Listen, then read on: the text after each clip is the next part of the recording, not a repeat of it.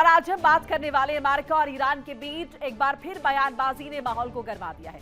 पहले खबरें आई कि डोनाल्ड ट्रंप का कहना है कि ईरान बातचीत के लिए दबाव बना रहा है और इसी वजह से जेरेड कुशनर और स्टीव विटकॉफ को पाकिस्तान के जरिए बातचीत के लिए भेजा जा सकता है। लेकिन कहानी यहां नहीं रुकती है, क्योंकि महज 24 घंटे के भीतर ही ट्रंप का बयान पूरी तरह बदल गया। अब वो कह रहे हैं कि हम किसी को नहीं भेज सकते क्योंकि सारे कार्ड हमारे पास है, सारे पत्ते हमारे पास है। यानी पहले बातचीत की तैयारी और फिर अचानक से यू टर्न। अब उधर ईरान का रुख भी बिल्कुल साफ है। ईरान लगातार कह रहा है कि वो जेरेड कुशनर के साथ बातचीत नहीं करेगा क्योंकि उन्हें इजराइल के वो करीब मानता है और स्टीव विटकॉफ पर भी ईरान को विश्वास नहीं है। ईरान का साफ कहना है कि जब तक उस पर लगे प्रतिबंध और ब्लॉकेड खत्म नहीं होते, वो ब्लॉकेड जो हॉर्मुज स्ट्रेट में लगे ब्लॉकेड खत्म नहीं होते हैं, तब तक कोई बातचीत नहीं होगी। अब सवाल ये उठता है कि क्या वाकई बातचीत की कोई जमीन बन रही है या फिर ये सिर्फ राजनीतिक बयानबाजी है और दबाव बनाने का ये पूरा खेल था।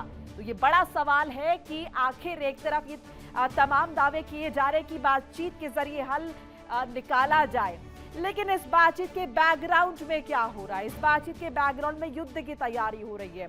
मिडिल ईस्ट में अमेरिका ने जिस तरह से अपनी सक्रियता बढ़ाई है, दूसरी तरफ जरा ईरान को देखिए। ईरान की तैयारियां भी पुरजोर तरीके से चल रही है। तमाम तस्वीरें वीडियो सामने आए और ईरान ये बताने की बार बार कोशिश कर रहा है हर अटेम्प्ट में कि वो किसी भी तरीके से यहाँ पर अमेरिका की धमकियों के आगे झुकने वाला नहीं है। अब आपको हम ये बताएंगे कि इस्लामाबाद में दोनों मुल्कों के कौन कौन से प्रतिनिधि जो हैं वो शामिल होने वाले हैं।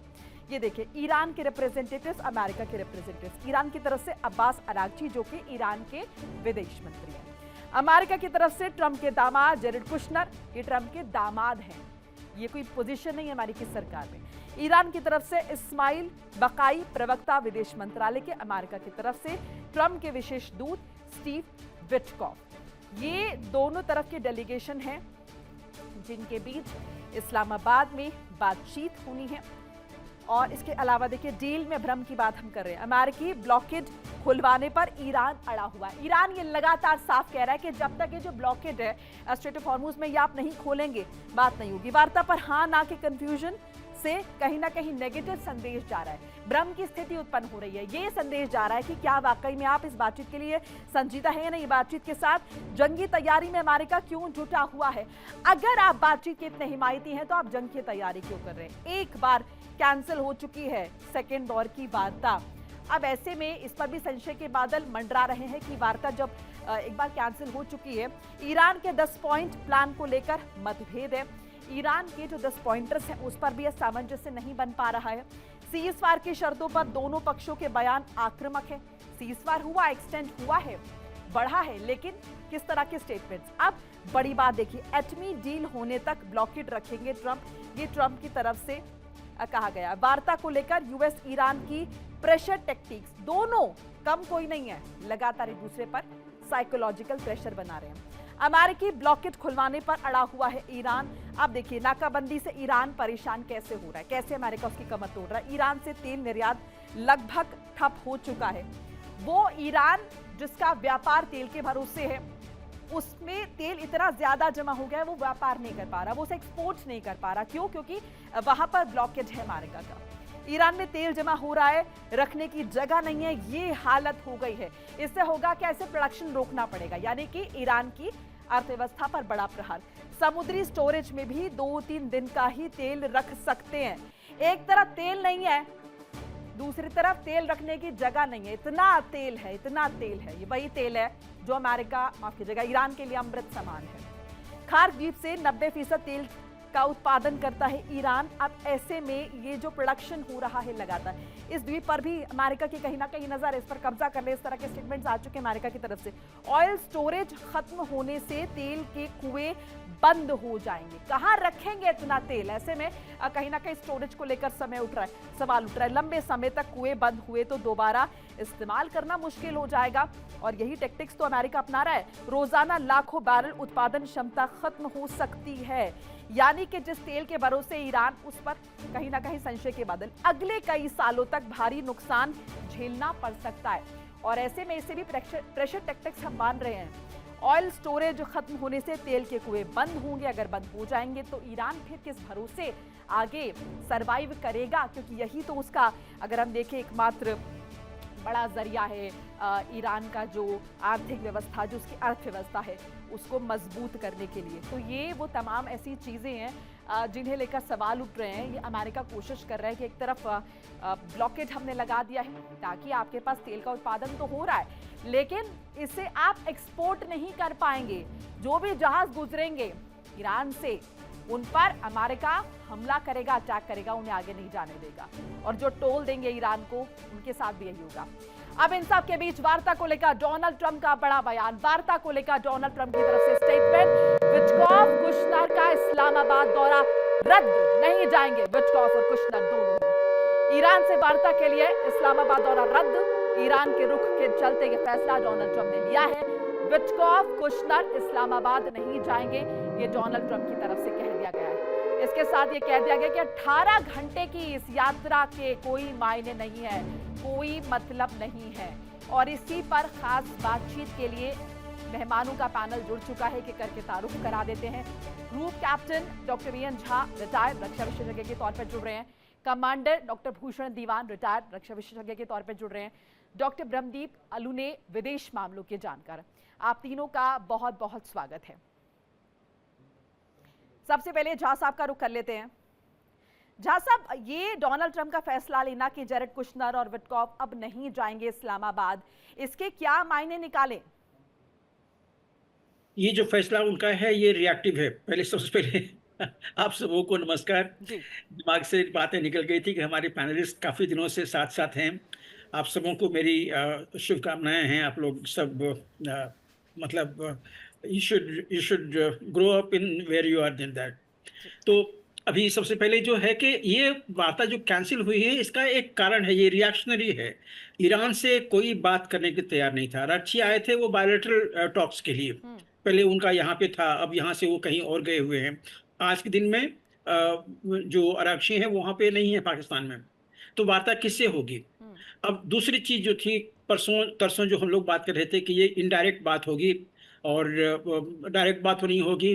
पाकिस्तान पहले ईरान से अपने व्यू पॉइंट लेगा, उसके बाद अमेरिका से व्यू पॉइंट लेगा, उसके बाद मिड पाथ निकालेगा। तो उसका तो कहीं संभावना ही नहीं है, क्योंकि डिसीजन लेने वाले जो है अमेरिका की तरफ से, चाहे वो वहाँ के वाइस प्रेसिडेंट हों, चाहे प्रेसिडेंट हों, या फिर फॉरेन सेक्रेटरी हों, वो नहीं आ रहे हैं। तो जो जो उनके दामाद हैं वो तो डिसीजन लेने से रहे, और उनके डिसीजन पे किसी को भरोसा भी नहीं है। उनका डिसीजन होल्ड भी नहीं करेगा। तो इसलिए अभी फिलहाल डिसीजन लेने का या बातचीत होने का कोई मतलब नहीं था, क्योंकि बातचीत करने वाले दो पार्टी जो हैं वो नहीं मिल पा रहे हैं। दूसरी चीज, अगर अमेरिका अगर बड़ा सीरियस हो बातचीत करने के लिए जी, तो जरूर वार्ता हो सकती है। आज के दिन में दोनों पार्टी में से कोई भी सीरियस नहीं दिखाई दे रहा है, ना अमेरिका ना ईरान। ईरान भी अपने टर्म्स एंड कंडीशंस बदल रहा है, और अमेरिका तो हर घंटे में वो अपना टर्म्स एंड कंडीशन बता रहा है। अमेरिका चाहता क्या है ये वो बता नहीं आ रहा। हमारे साथ एक और खास मेहमान जुड़े हैं, जहां साहब मैं आपके पास लौटूंगी। डॉक्टर स्वतंत्र कुमार हैं, भू राजनीतिक विशेषज्ञ। आपका भी स्वागत है कुमार साहब। आपके पास भी लौटूंगी मैं। जहाँ साहब, एक बार डॉक्टर भूषण दीवान का भी रुख करें। डॉक्टर भूषण दीवान, ये जो दो नाम हैं अमेरिकी डेलीगेशन में, इन नामों पर निश्चित तौर पर हम सभी को हैरत हुई है, और ईरान भी कन्विंस्ड नहीं है कि ये लोग बातचीत के लिए अगर आएंगे तो ईरान बातचीत नहीं करेगा, क्योंकि उनको पता है ऑफिशियल डेलीगेशन भी नहीं है, और जिस तरीके का जिक्र हुआ है कि भाई उनका रुख जो है वो इजराइल की तरफ है। बहरहाल, क्या यही वो वजह तो नहीं है जिस वजह से अमेरिकी राष्ट्रपति डोनाल्ड ट्रंप कह रहे हैं कि अब ये नहीं जाएंगे? कि आपको इन नामों पर असहमति थी ना, अब ये नहीं जा रहे, अब अगर बातचीत कर रही है तो फोन करिए। धन्यवाद मोनिका जी। एक्चुअली तो जो पहले भी वार्ता हुई है, ये विटकॉफ और कुशनर तो उसमें इन्वॉल्व थे ना। हालांकि उस वार्ता में ईरान को धोखा नजर आया, क्योंकि वो बात हो रही थी और 28 फरवरी को एकदम यकायक वार्ता के बीच दरमियान अटैक कर दिया अमेरिका ने। वो ठीक है, पर कई बार ये होता है, ये तो परिवार के सदस्य एक किस्म से हैं। एक तो सन इन लॉ है, दूसरे बहुत क्लोज कॉन्फिडेंट हैं ट्रंप के। तो डेलीगेशन बहुत बड़ी होती है, 10-12 लोग भी आते हैं, 20-30 लोग भी आते हैं। तो ये तो कई बार क्या होता है, मुनीम की वैल्यू ज्यादा होती है। जो ऑफिशियल पोजीशन होती है वो उससे ज्यादा मुनीम की वैल्यू कई बार होती है। ये रिलेशन में है, मुनीम है, जो भी है। तो वजह वो नहीं है कैंसिल होने की। वजह तो ये है कि देखिए, चीज वो करनी चाहिए जिसमें कुछ रिजल्ट मिलने का चांस हो। अमेरिका को पता है ये बात, जब हम जा रहे हैं ईरान तैयार नहीं है। मैसेजेस उनके ईरान के तो आ ही चुके थे वाया तो सर इतना पाकिस्तान। ड्रामा करने की क्या जरूरत पहले से कि वार्ता के लिए इस्लामाबाद आना है, इतना लंबा चौड़ा, पहले फेज की भी हुई, दूसरे फेज की भी हुई, अब अगर यही डिसीजन लेना है कि 18 घंटे क्यों हम ट्रैवल करें? हाँ मोनिका जी, वो तो बताने के लिए दुनिया को हम तो तैयार हैं कि गलती ईरान की है।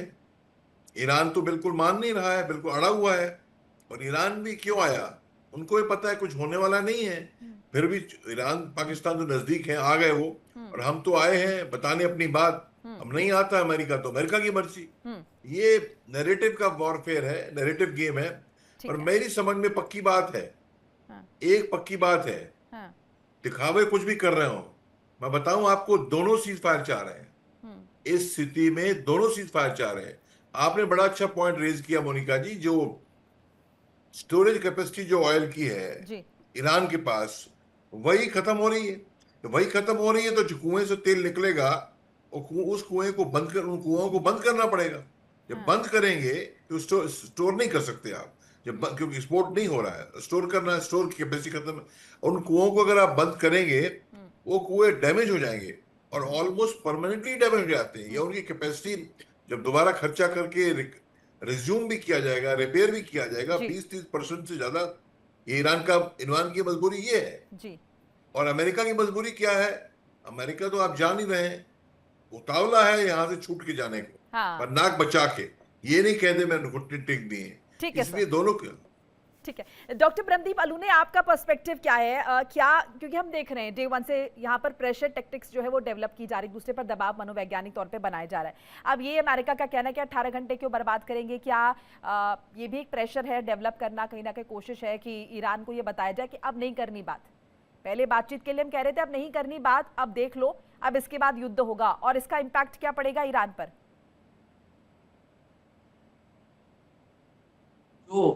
तो डोनाल्ड ट्रंप है वो बहुत विरोधाभासों से घिरे हुए पर्सन है। इस साल वहां पर चुनाव होने वाले, कांग्रेस के 1/3 जो सीटों पर सीनेट के चुनाव होने वाले हैं। तो और दूसरी तरफ उनका विरोध भी बढ़ रहा है देश में।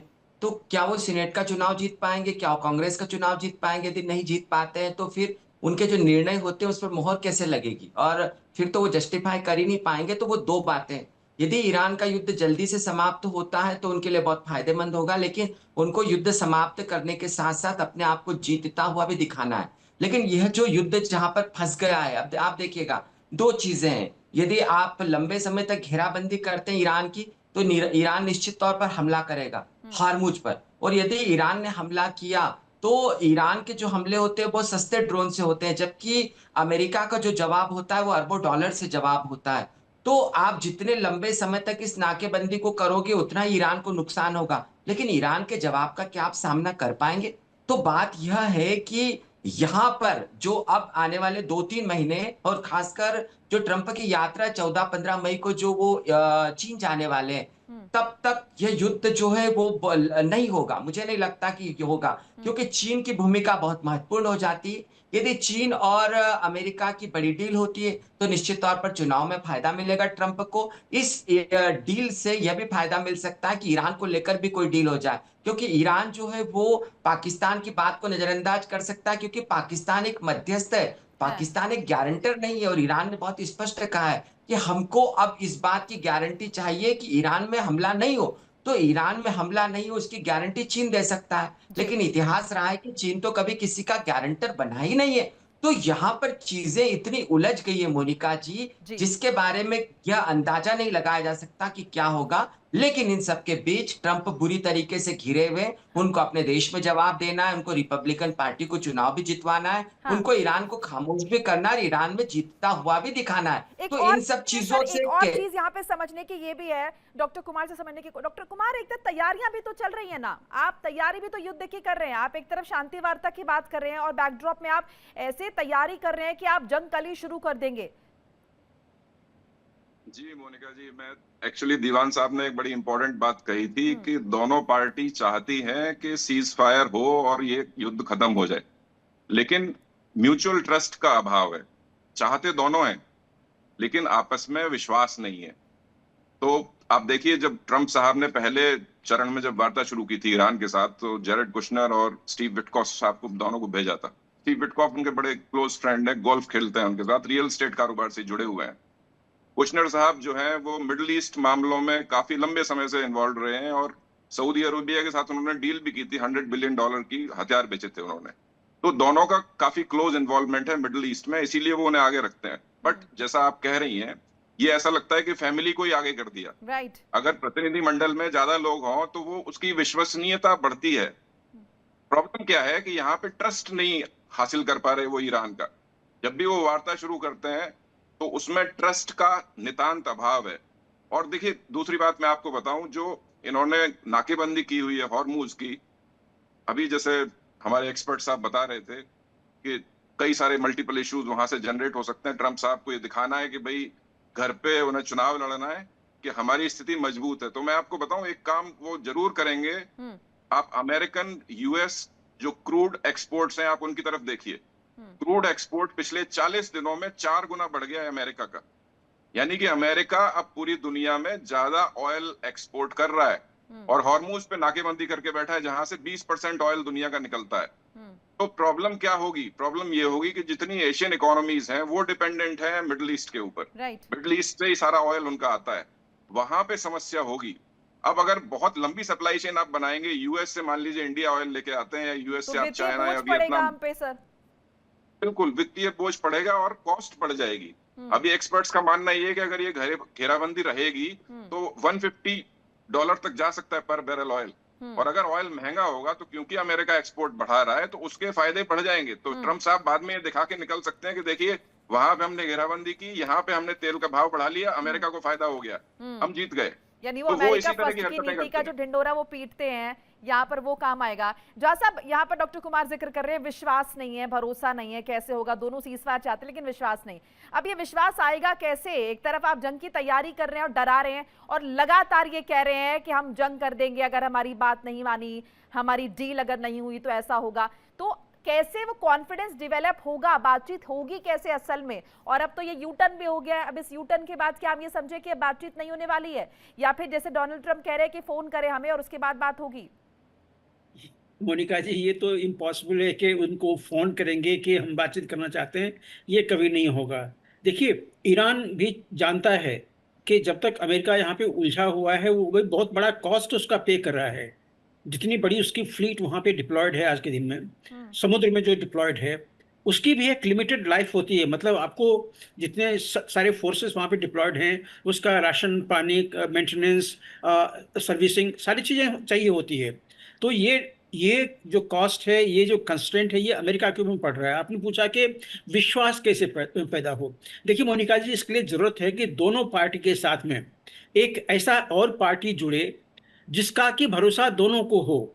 जैसे अगर ईरान के साथ में चाइना जुड़ता है या रशिया जुड़ता है, तो जो विश्वास जो है वो स्वतः पैदा होती है। अब अभी आराघची जी यहाँ से पाकिस्तान से वो दूसरे 2 देश में जा रहे हैं। अब वो दूसरे 2 देश जो हैं, उनको उन देशों को अमेरिका के ऊपर में विश्वास है, और अमेरिका का भी उन देशों के ऊपर में विश्वास है।